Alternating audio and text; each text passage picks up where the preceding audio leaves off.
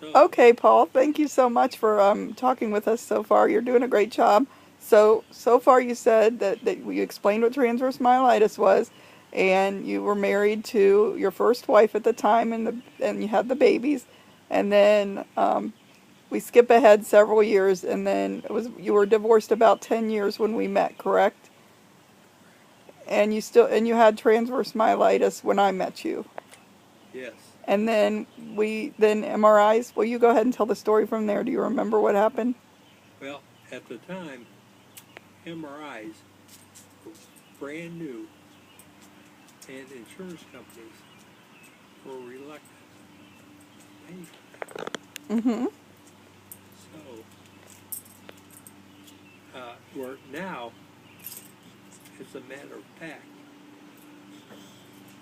and it's considered one of the definitive tests as to whether you have MS or not.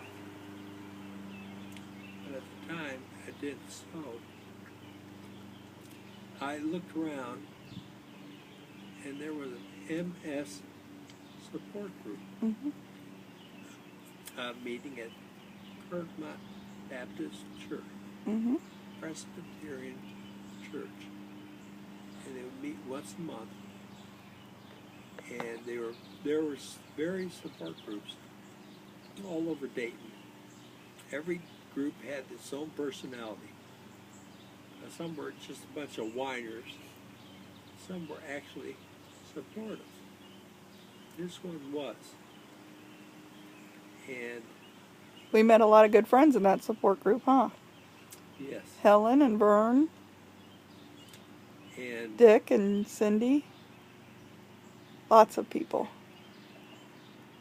and I told them that my symptoms were very similar to MS, although at the time I did not know I had MS. So I told them I wondered if I could join that group, and they said sure. And they adopted me too. Yes, They're wonderful people. and it wasn't more than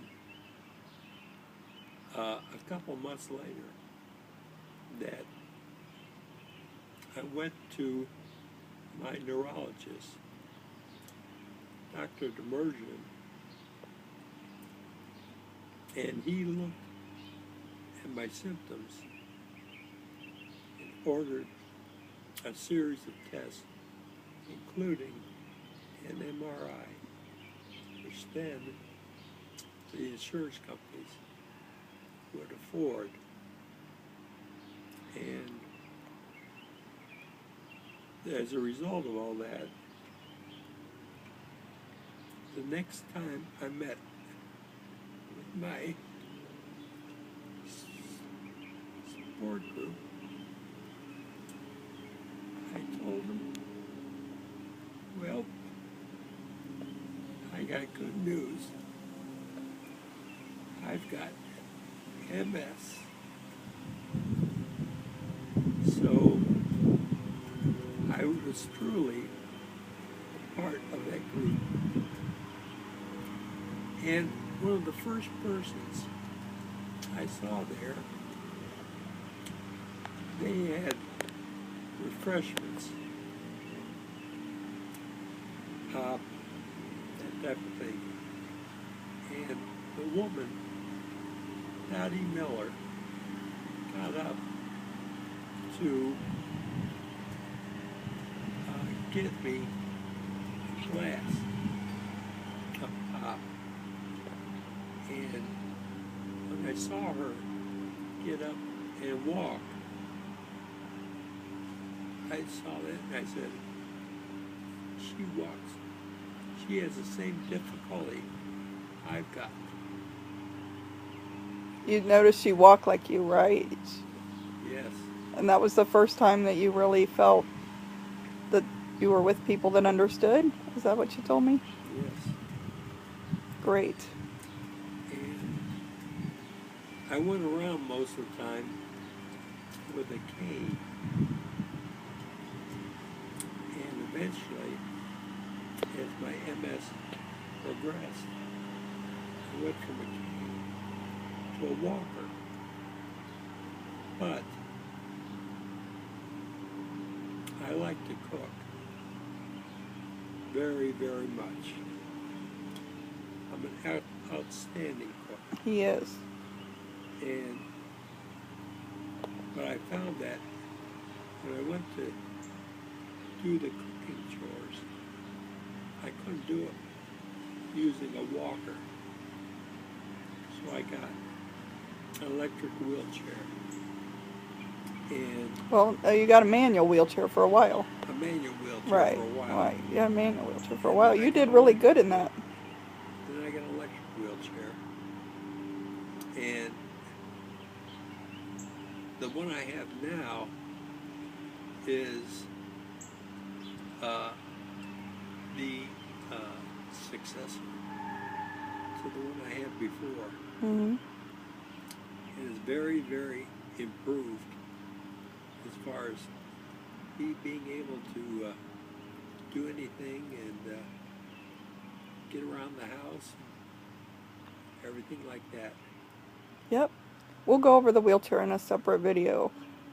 So I think that was good, Paul. Thank you so much. Do you have any parting thoughts about how your MS was diagnosed and getting involved with the support groups?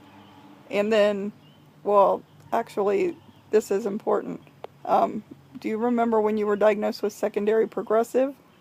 Was that several years after you had seen Dr. Demersion and they ordered another MRI? Yes. Because you had several episodes where you weren't recovering, correct? Yes. The worst was in 2007. 6. Right. You got it. You're right. 2006. And that's probably that year or maybe a little bit before when we got the official diagnosis that it was secondary progressive. But I would get fevers, and those fevers are fatal to people. And then I lose all my strength. Yep.